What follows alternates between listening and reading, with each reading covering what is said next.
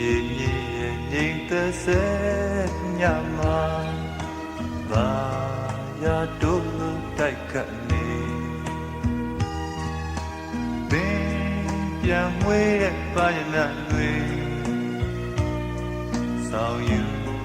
ပေလာလေးမြေ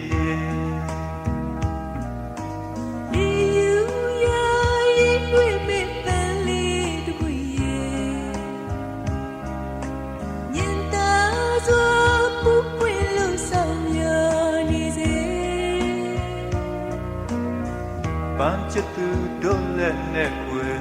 ခုစဖို့ဆိုရွံ့လို့နေတယ်ကျင်နာသူတော်ခုစတူဖြစ်ပါစေလေဆွယူမဲ့ဟန်ပြင်ငါပင်ယူရစွာ